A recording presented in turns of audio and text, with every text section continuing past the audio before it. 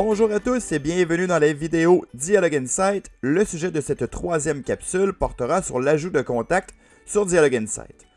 Donc évidemment, vous pourriez passer par un ajout manuel, on peut aussi faire des ajouts par service web, par API, mais la façon la plus commune de procéder, c'est de faire l'import d'un fichier Excel. Donc j'ai créé un exemple pour vous montrer un petit peu à quoi ça devrait ressembler de votre côté.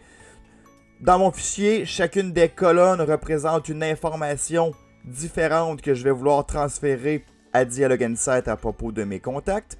Et chacune des lignes représente simplement un contact différent. Donc, j'ai l'adresse courriel pour identifier mes contacts. J'ai inséré le prénom, le nom, le genre, la langue parlée, la date de naissance de ces contacts. Et comme on avait parlé à la capsule précédente concernant le centre de consentement, lorsqu'on souhaite abonner des contacts par import, on doit s'ajouter une colonne pour chacun des abonnements que vous voulez proposer. Donc moi, j'ai un abonnement rabais promo, j'ai un abonnement communication générale, j'en ai d'autres aussi que j'ai créés, mais ce fichier d'import-là va seulement toucher ces deux types d'abonnements-là.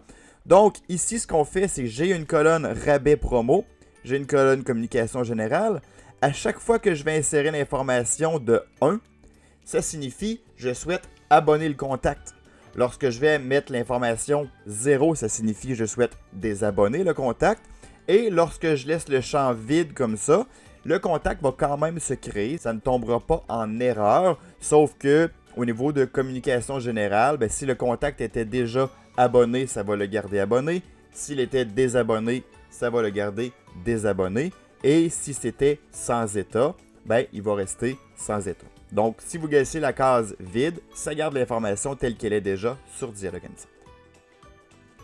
Finalement, lorsque vous ajoutez des abonnements via import, c'est super important, le système va vous demander à quelle date est-ce que vous souhaitez abonner ces contacts-là.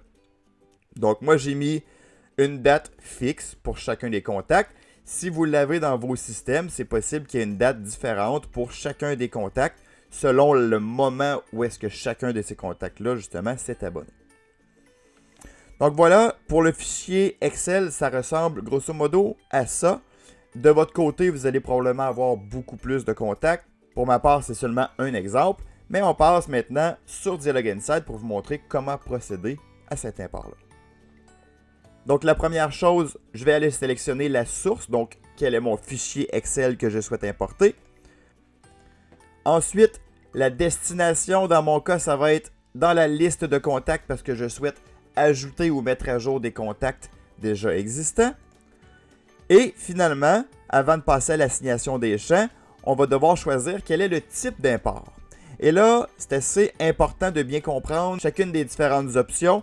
Si on sélectionne « Ajout », ce qui rend chacun des contacts uniques présentement sur mon projet, c'est l'adresse courriel. Donc, lorsque j'importe un fichier Excel, le système vient lire mon fichier Excel, va comparer chacune des adresses courriel de mon fichier à ce qui existe déjà sur Dialogue Insight. Donc, si le système trouve une correspondance, il va faire une mise à jour. Et s'il ne trouve pas de correspondance, il va faire l'ajout d'un nouveau contact. Et c'est un petit peu ça ici que le type d'import va venir affecter. Est-ce que je souhaite seulement ajouter les nouveaux contacts en ignorant ceux qui existent déjà? Est-ce qu'à l'inverse, je veux seulement faire une mise à jour en ignorant les nouveaux contacts? Ou le mode complet, qui est l'heureux mélange des deux, qui va faire et l'ajout des nouveaux contacts et la mise à jour des contacts existants. Donc une fois qu'on a choisi le type d'import, on fait continuer. Et on arrive à ce qu'on appelle l'assignation des champs. Si vous vous souvenez bien, dans la première capsule, on a parlé de la structure de la base de données. Donc, c'est important que chacune des colonnes qui se retrouvent dans votre fichier Excel existe dans cette structure-là pour que vous puissiez dire, par exemple, mon champ nom, je veux l'inscrire dans le champ nom du profil de chacun de mes contacts. Donc ici, on a l'entête qui nous donne le nom qu'on a donné à chacune de nos colonnes. On a un échantillon et le système me demande dans quel champ est-ce que je désire faire l'import. Donc, l'adresse courriel, le email va être avec le courriel, le prénom avec le prénom, le nom avec le nom de famille, le sexe va aller avec sexe ici, la langue avec la langue, la date de naissance avec l'anniversaire, et finalement mes abonnements, rabais promo. Donc les abonnements se trouvent toujours en bas complètement de la colonne ici. Donc j'ai rabais promo qui est ici, communication générale qui est ici, et la date d'abonnement qu'on doit assigner à ce qu'on appelle la date d'acquisition de l'abonnement ici. Donc voilà, mon assignation est faite. Finalement, la dernière option se trouve au niveau de la gestion des abonnements. Donc, est-ce qu'on souhaite honorer seulement les 1 de mon fichier Excel pour les abonnements seulement? Est-ce qu'on souhaite honorer les 1 et les 0 pour faire autant des abonnements que des désabonnements? Ou est-ce qu'on souhaite complètement ignorer tous les 1 et les 0 qui affecteraient des abonnements dans mon fichier Excel? Donc moi, comme j'ai des abonnements et des désabonnements, je vais choisir cette option-là. Je vais faire continuer.